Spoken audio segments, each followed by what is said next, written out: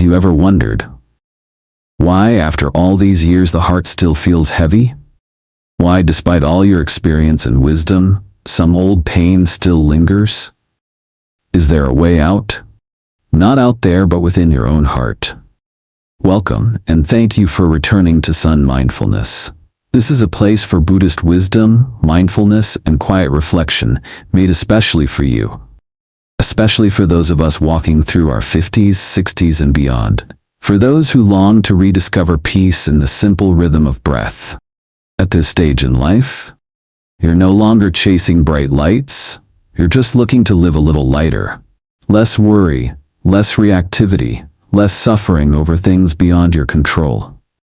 But the big questions still remain. How do we live in peace without pretending to be peaceful? How do we lay down what we've been carrying for decades? Is awakening only for rare, enlightened masters? Or is it a real potential, quietly alive inside each one of us? This video is a gentle invitation, a quiet conversation.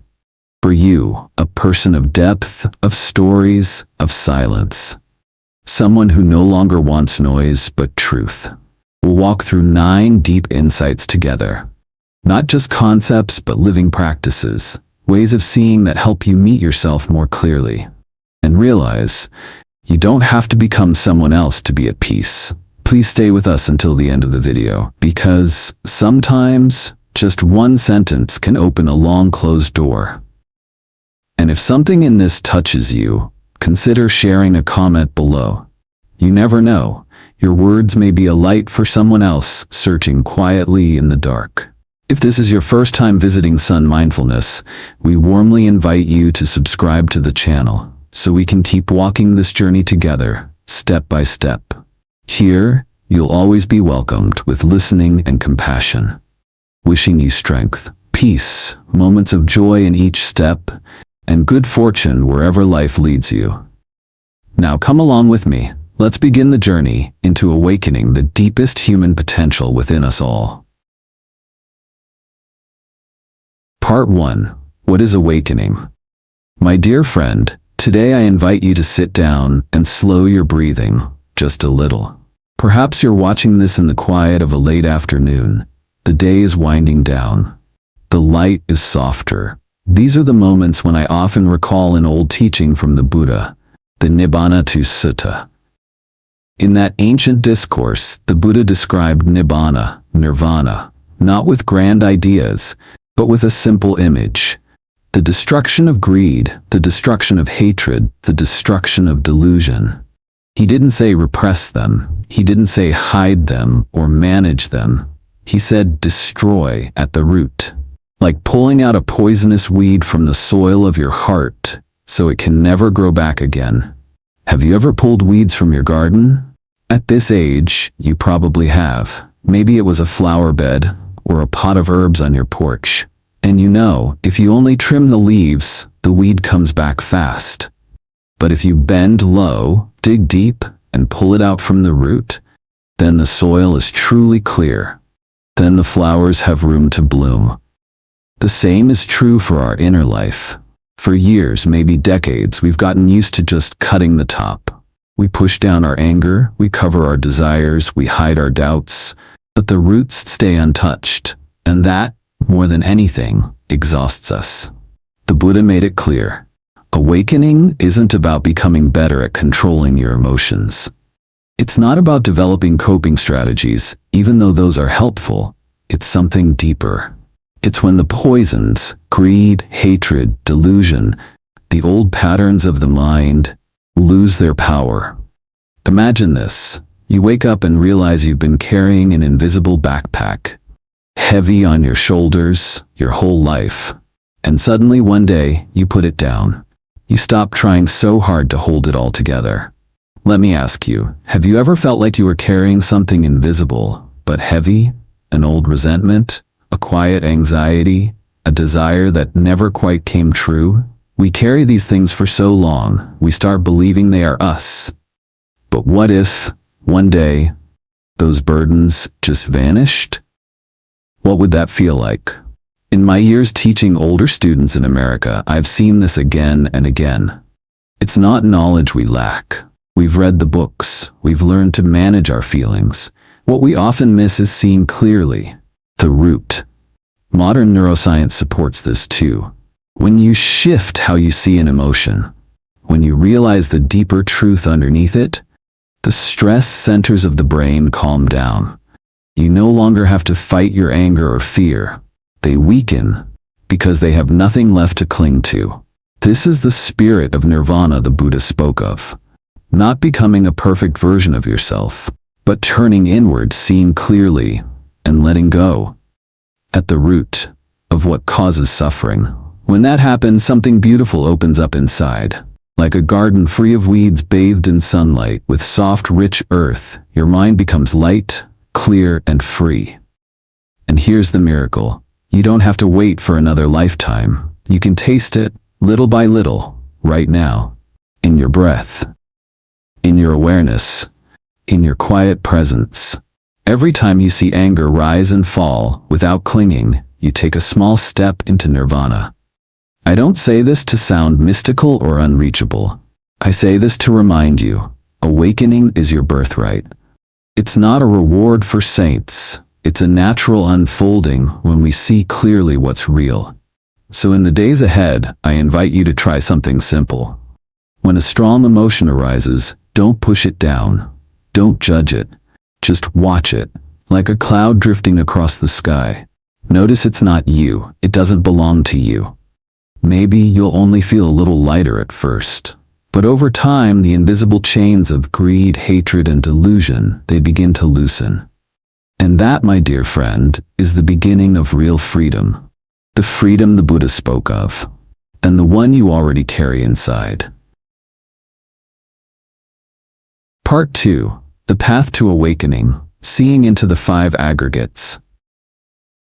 My dear friend, last time I shared with you that awakening isn't something mysterious or distant. It is the ending, the deep uprooting, of greed, hatred, and delusion. Today I invite you to take one more step with me along that path. Not by believing more things, but by seeing more clearly what is happening inside you right now. The Buddha taught that to awaken, we must look deeply into what he called the 5 aggregates, the 5 groups that come together to create what we usually call me. It might sound abstract at first, but I trust that if we slow down together, it will begin to feel very real. The 5 aggregates are form, feeling, perception, mental formations, and consciousness. Let's take them one by one in simple terms. Form is the body and physical sensations, like your breath, heartbeat, or the sound of traffic. Feeling is the tone of experience, pleasant, unpleasant, or neutral. Perception is recognizing, that's a sound, that's a familiar face. Mental formations are your reactions, thoughts, intentions, habits of mind. And consciousness is the awareness that knows all of this is happening. Sound familiar? Everything you've ever called I, your body, personality, thoughts, memories, all of it arises from these 5 ever-changing streams. Like 5 rivers flowing together into a single current we call me.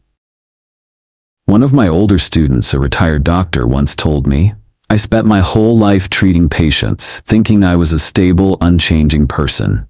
But after retirement, when my role faded, my health declined, and my memory weakened, I began to feel like I was no longer myself.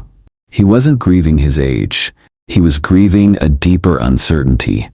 I don't know who I am anymore. The Buddha understood this long ago.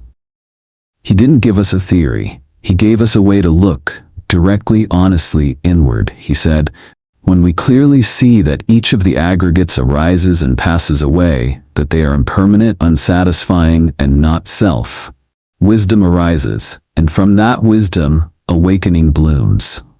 Look at your own life. The back pain you had yesterday is now gone. The worry you felt this morning has already faded. The anger from 2 days ago no longer has anything to hold on to. Everything comes and goes. If these things were truly me, wouldn't they stay? Wouldn't you have control over them, like the owner of a house? Let me offer an image. Imagine a child standing in front of you. You say, you've grown so much. but every part of them is still changing. Their height, their voice, their personality. You still call them one person, but what you're seeing is a process, not a fixed identity. And so it is with you. I often tell my older students, aging is not a loss. It's a powerful opportunity to see clearly that I was never fixed to begin with. And when you don't just think this, but see it directly, through each breath, each sensation, each passing thought, you are walking the path of awakening. Even modern neuroscience confirms this. When you observe a strong emotion with awareness without getting swept away, the part of the brain that triggers stress begins to calm down. The emotion still exists, but it no longer controls you. I believe this is a modern way of describing insight, the deep seeing the Buddha pointed us toward. And when you continue this practice, day after day, you may begin to feel something deeply liberating, not because life has become easier, but because you no longer mistake everything that happens as you. The self turns out to be just a temporary label placed on a river that never stops flowing. My friend, you may have already lived more than half your life. And this is not the time to start a new religion or change your beliefs. It's the time to come home to your body and mind, to simply look without judgment, without analysis. And the more clearly you see, the more those invisible burdens begin to dissolve. This is the kind of seeing that leads to freedom, not by learning more, but by seeing deeper. Part 3. When do greed, hatred, and delusion lose their power? My dear friend, there's something important I'd like to share with you today. Awakening is not a battle against greed, hatred, or confusion. We don't need to use willpower to push them away. We don't need to force ourselves to be better people. Instead, awakening happens when we clearly see their true nature. And when the light of that seeing arises, the darkness fades on its own. I remember an elderly student once said to me, "Teacher, I've practiced for years, but I still get angry, still feel sad, still want things. I don't think I'm progressing." I smiled gently and replied, "It's not that you're failing, it's that you're looking in the wrong direction. Practice isn't about fixing yourself to become nicer. It's about seeing yourself as you truly are." Have you ever felt that way? Like you've spent your life trying to be a good person, yet still feel uneasy inside? That's because greed, hatred, and confusion don't go away by hiding or running. They fade when we see clearly where they come from, what they feed on, and how they disappear. The Buddha taught in the Anattalakkana Sutta, when you deeply observe the 5 aggregates, you see they are constantly changing, never fully satisfying, and not truly you. And when this insight ripens, greed finds nothing to cling to. Hatred finds nothing to burn. Delusion finds no ground to take root. Not because you fought them, but because you understood them. Let me offer a simple image. A child fears a monster in the dark. They cry, scream, and hide under blankets. But then someone turns on the light. The child laughs. It's not a monster, it's just a coat hanging on the door. That light didn't destroy the monster. It simply made fear unnecessary. Greed, hatred, and delusion work the same way. When we don't see clearly, we react blindly. A painful feeling arises, we lash out. A pleasant feeling arises, we grasp tightly. Something confusing happens, we grow anxious and lost. But if you sit still and really observe that feeling, you'll notice it's like smoke. At first, it seems thick and overwhelming, but the longer you watch, the more it fades. I've guided many older students in this practice. At first, it's just sitting, breathing, watching a feeling without reacting. Some cry, some tremble with emotion, because for the first time in their lives, they didn't run from pain. They sat with it, they looked into it, and something miraculous happened. The emotion softened, then gently dissolved. Modern science calls this neuroplasticity. When you observe a feeling with awareness, you create new pathways in the brain. Old habits of reaction weaken. New habits of seeing clearly grow stronger. And one day you might realize, I used to get so angry in moments like this, but now, the anger doesn't come. That's when greed, hatred, and delusion begin to lose their power. Not because you became stronger, but because you saw them for what they truly are, empty and passing. Dear friend, this doesn't happen just by watching videos or reading books. It happens through quiet, consistent practice. It begins when you sit still, even just 5 minutes a day, when you watch a craving rise, when you feel hurt by someone's words, when worry visits your mind, and you pause instead of reacting. Gradually, awareness becomes a steady light in your heart. And that light, not force, is what dissolves the darkness. Not by fighting, but by understanding. Not by clinging, but by letting go. Let me say this to you as an old friend. You don't need to be perfect. You just need to be honest and patient with yourself. Because awakening is not about becoming someone else. It's about returning to truth. And when truth is present, suffering has nowhere to stay. Part 4. Signs of an enlightened person. Not supernatural powers, but the release of the 10 fetters. Dear friend, there's a common misunderstanding, especially in Western spiritual circles, that awakening must come with mystical powers, like reading minds, recalling past lives, or performing miracles. Now, the ancient scriptures do mention these abilities, but the Buddha always reminded us, don't confuse the result with the goal. Awakening, in the Buddha's words, isn't about what you can do. It's about what you've let go of.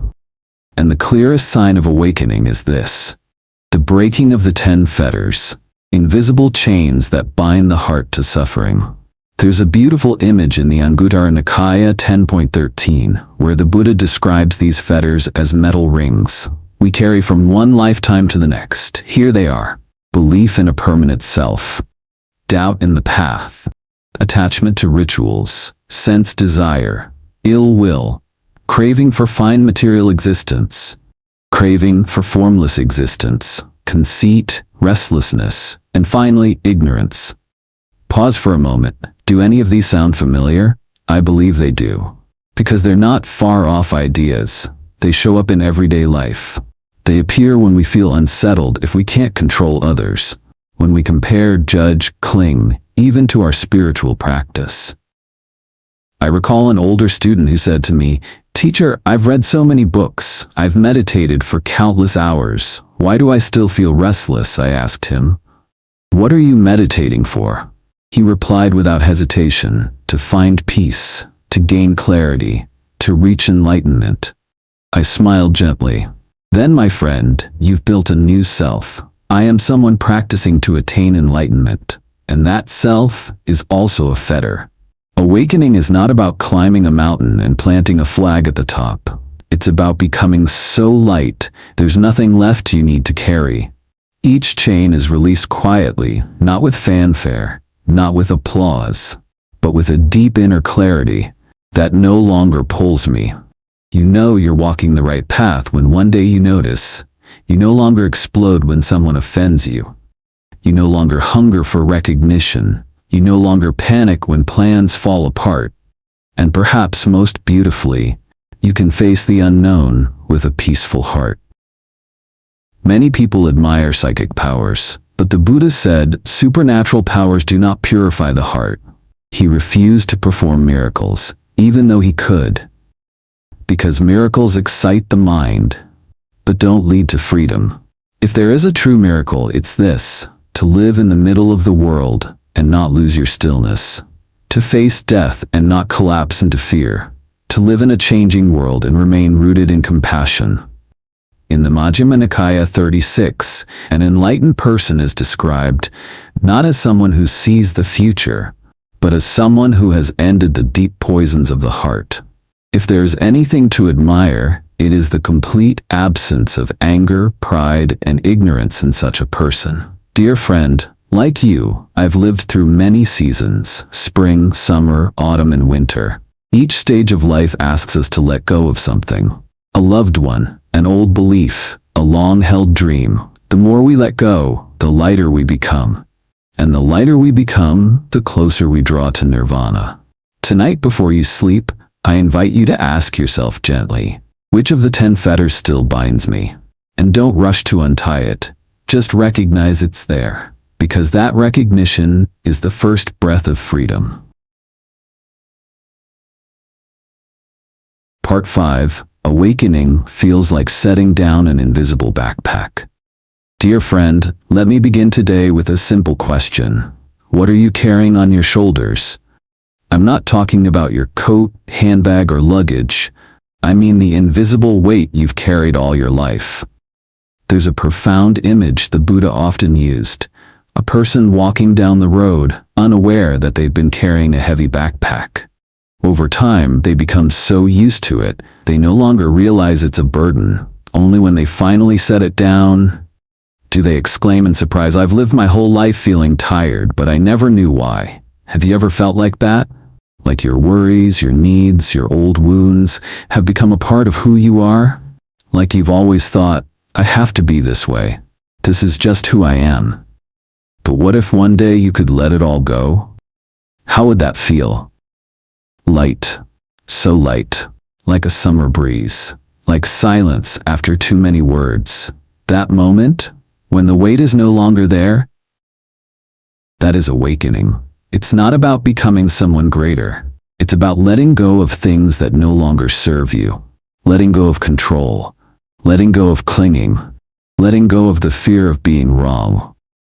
I once heard an elderly woman say, "When I was younger, I believed I had to try hard, or no one would love me. But now that I'm older, I realize it was my trying too hard on Tate that made me forget to love myself."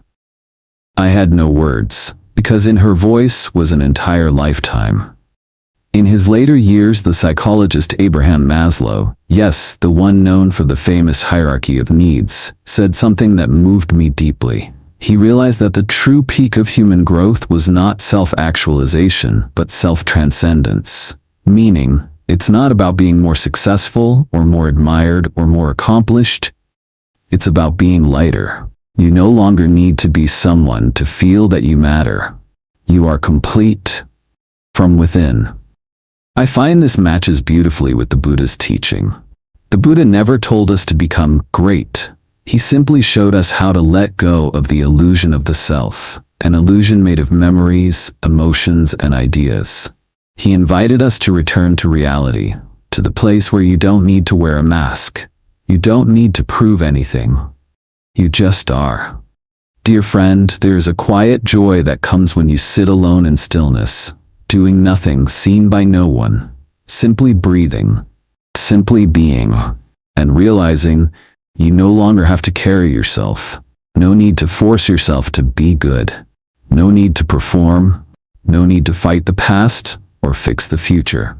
This is the lightness of someone who has set down their invisible backpack, not because they've reached the destination, but because they've realized the path itself is the resting place. Each step taken with an open heart, each breath filled with gratitude, is nirvana appearing in the now. You don't need to wait for a retreat. You don't need to climb a mountain. You don't need to wait until you feel ready. You just need one moment of letting go, 1 second of release, and then another. And that is already the path of awakening. You don't need to carry anything. Just gently set down what is no longer needed. Part 6. Self-Transcendence. The step beyond the self, from Maslow to the Buddha. Dear friend, over the years of teaching mindfulness and Buddhism in the US, I've often been asked, "Teacher, am I practicing in order to become a better version of myself?" It's a sincere question, but also one of the most common misunderstandings. We live in a society that values personal development, becoming more skilled, more knowledgeable, learning to love ourselves more, discovering our inner potential. And these are all beautiful, but there's something subtle, yet profound, that many people miss. No matter how far we go in self-improvement, we are still revolving around the self. This brings me to a psychologist I deeply respect, Abraham Maslow. You may know him from the hierarchy of needs, a famous pyramid describing the levels of human motivation, from survival and safety to love, respect, and at the top, self-actualization. But here's something few people know.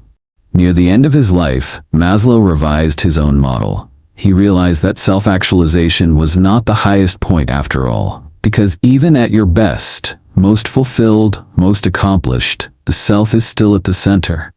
And so he added a new peak, Self-Transcendence, the step beyond the self. Maslow wasn't a Buddhist, but he discovered something the Buddha taught over 2,500 years ago. Awakening is not about perfecting the self, it's about seeing through the illusion of the self. Have you ever experienced something like this? A quiet moment in front of a vast mountain range, or watching your grandchild sleep peacefully, and suddenly the sense of I disappears. There's no me observing, only life itself unfolding. Present, spacious, grateful. I call these flashes of awakening. They come quietly in the most ordinary moments, and then they're gone. But if you pay attention, you'll realize they are doorways, inviting you to step out of the comfort zone of the self, not to erase yourself, but to recognize that who you are has never been something fixed. The Buddha called this anatta, not self. It's one of the three marks of existence, along with impermanence and suffering. And this understanding is the key to freedom. Because when there's no rigid self to protect, there's no one to be hurt, and nothing to fear losing. Only a flow of life, moving freely like a mountain stream. Maslow studied those who had transcended the self, he called them transcenders, and found that they became deeply compassionate. They lived not for ego but for something greater, community, life, truth. Sound familiar? That's the heart of the Bodhisattva path in Mahayana Buddhism. Dear friend, when you no longer need to be someone, you begin to live for others without burden. You give without feeling depleted. You receive without feeling indebted. Because the self that used to demand, defend, and compare is no longer in charge. I know this isn't easy. We've lived our whole lives inside the shell of the self, our name, our memories, our social roles, our self-image. But remember, you're not being asked to smash the self overnight. Just begin, little by little. Notice it. See it clearly. And one day, in a quiet moment, you may whisper to yourself, there's no one left to defend, nothing left to prove. I've merged with life. That is not an ending, it's a beginning. The beginning of living truthfully, living openly, living lightly, and living without getting in your own way. Part 7. No self doesn't mean you don't exist. It means letting go of the fixed me. Dear friend, I know that when we talk about no self, ana in Buddhism, it can sound unsettling. Especially for many older friends in the West. People ask me, wait, are you saying I don't exist? Is Buddhism telling me I'm not real? If there's no self, then who's listening, who's practicing, who's suffering? These are honest questions, and very common ones. So today, I'd like to gently clear up the confusion, not through complex philosophy, but through everyday life. Let's start with this. The Buddha never said you don't exist. He simply invited us to look closely, to ask, is what I call me truly fixed, separate, and permanent? Think about it. Since the day you were born, how many times have your body, thoughts, emotions, and beliefs changed? Was the you at age 10 the same as the you at age 50? And the you who's listening to these words right now, is that the same exact person as yesterday? We tend to think of the self as something solid, like a stone. But really, it's more like a river. The water is always flowing. You might call it the Mississippi or the Hudson, but moment by moment, the water inside is never the same. Not one drop stays, yet we cling to the name, the label, and believe it points to something permanent. In the same way, we hold on to I am like this. I've always been that way. I shouldn't be like that. And from that clinging, suffering is born. Let me offer a simple image. A small boat is drifting down a river. Suddenly, a piece of wood floats by and bumps into the boat. Do you get angry at the wood? Probably not. You know it's not personal. The wood didn't choose to hit you. It just floated by, carried by wind and water. But what if you thought someone had pushed that wood on purpose? Now your ego gets involved. You feel offended. You react. You suffer. The pain isn't just from the bump. It's from the idea of a me that has been wronged. The Buddha taught, when we see clearly that there is no solid separate self behind our body, thoughts, emotions, and memories, we begin to live with a lighter heart. No self doesn't mean we lose our feelings. It doesn't mean becoming cold or numb. It means we stop carrying the burden of I, me, mine, must be this way. I once spoke with a 72-year-old man, a veteran who had lived through great triumphs, losses, and deep regrets.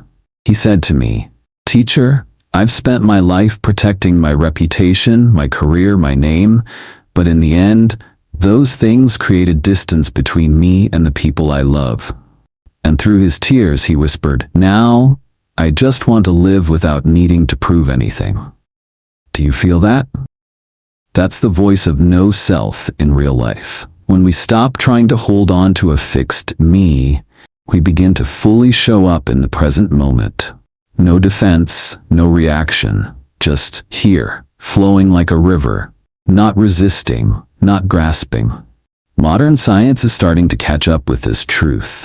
Studies in mindfulness show that when people loosen their grip on self-referential thinking, the brain regions tied to anxiety and depression become less active. The peace doesn't come from losing yourself. It comes from not boxing yourself into a rigid identity anymore. Dear friend, no self doesn't mean you're not real. It means you're not a possession to be guarded. You're not a resume to be maintained. You're not a story that has to be told just right. You're a living presence, changing, flowing, unfolding. And I believe you've already tasted this. When you sat with a sunset and forgot yourself. When you held a loved one's hand in the hospital and time stood still.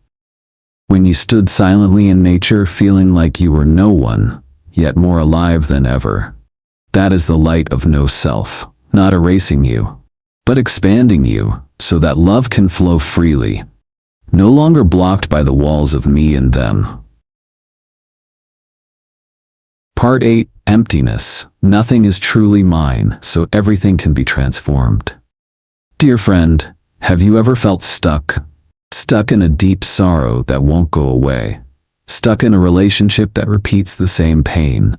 Stuck in a habit you know isn't helpful, yet you keep doing it. That sense of being trapped, boxed in, powerless to change, is one of the deepest kinds of human suffering. But the Buddha, with his deep wisdom, offered a way out. A door out of the cage. He called it sunyata, emptiness. Now I know, the word emptiness can sound scary. People often ask, does emptiness mean nothing exists? Is it about denying everything? Is it a dark, hopeless view of life? Not at all. In the Buddha's teachings, emptiness doesn't mean nothing exists. It means nothing has a fixed, separate, or permanent essence. Nothing is mine in the way we usually think. Let me offer you a simple image. Imagine a clear glass. When you pour in water, it becomes a glass of water. When you pour in tea, it becomes a glass of tea.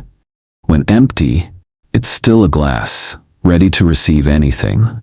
Its ability to hold many things comes from the fact that it's not locked into holding any one thing. Your mind is like that. If you believe, I'm someone who's always angry, you've frozen yourself into that identity. If you think, I'm a failure, you've locked yourself inside a story that feels unchangeable. But if you realize everything is fluid, even the thing I call me, then something beautiful opens up. The possibility of transformation. Why? Because whatever is not fixed can change. Nothing lasts forever. Nothing is beyond letting go. When you truly understand this, suffering starts to loosen its grip. You stop saying, this is just how I am, I can't change. And instead you begin to say, this is just a passing state. It arose and it will pass. Emptiness helps you stop identifying with every emotion, thought, or story. It's like the open sky. Storm clouds may come, but the sky itself is never stained. You no longer say, I am this anger. You say, anger is present right now, and it will go. I had an elderly student who carried deep guilt for many years. She told me, Teacher, I hurt someone I loved. I feel I don't deserve peace. I gently asked her, is the part of you that caused harm still the same as who you are now? She grew quiet, and then she began to cry. Not out of pain, but out of relief. For the first time she saw, the past isn't a life sentence, because there is no fixed self condemned to carry guilt forever. That is the light of emptiness. It doesn't erase responsibility, it opens the path to redemption, to healing, to a new way of being. And this teaching doesn't only apply to the self. Everything, relationships, emotions, situations, are also empty in this way.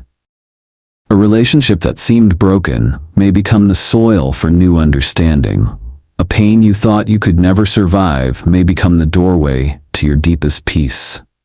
One breath, one shift in perception can change an entire life. Dear friend, emptiness isn't just a concept to study. It's a way of living, a way of moving through life with a spacious heart. Not clinging, not resisting, not judging. Because when you don't cling, your heart becomes flexible like water, gentle like clouds, and strong like a mountain. Part 9.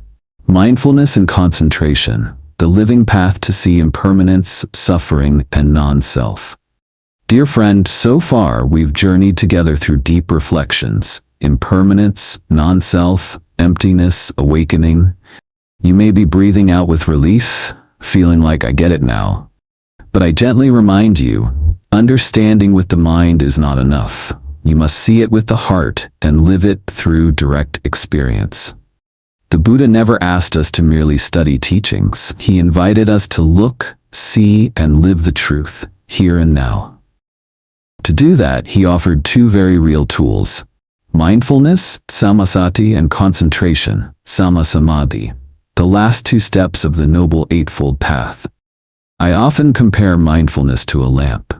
When you switch on a light in a dark room, you begin to see things clearly. Where they are, what they look like. You don't have to move anything yet. Just seeing things as they are is already the first step toward not stumbling into pain again. Have you ever found yourself angry before you even realized it? A single word hurt you, and before you knew it, you were reacting, upset the entire day. Only later you ask, why did I say that? Why did I do that? That's what happens when mindfulness is missing. The emotion pulls you before you even know it's there. But when mindfulness is present, you notice, anger is rising in me. And just like that, a small space appears. A pause. A gap between the feeling and the reaction. And in that small space is the beginning of freedom. Mindfulness isn't a fancy skill. It's simply the ability to notice what is happening as it's happening. No extra layers, no judgment, no stories, no clinging. One elderly student told me she now practices mindfulness while washing dishes. She said, Teacher, I used to hate doing dishes. But now, when I breathe, feel the water, hear the clinking of plates, I feel alive. And somehow, I feel at peace. That's when concentration begins to grow. Concentration, Samādhi, isn't about forcing your mind to freeze, it's about stillness. A calm, steady focus in the present moment from which insight naturally arises. I often say mindfulness is the light. Concentration is the still lake. When the lake is still, the light reflects clearly, and we can see all the way to the bottom. At that depth, you begin to see impermanence, suffering, non-self, emptiness, not from books, not from a teacher, but from your own direct seeing. And once you've seen it, no one can take it away from you. Some people ask me, Teacher, I don't have time to go to retreats. I can't sit still for long. Is that okay? And I always smile. It's perfectly okay. Mindfulness isn't about posture. It's about how you live. Concentration isn't only on the cushion. It can arise while walking, cooking, or holding your grandchild if you are truly present.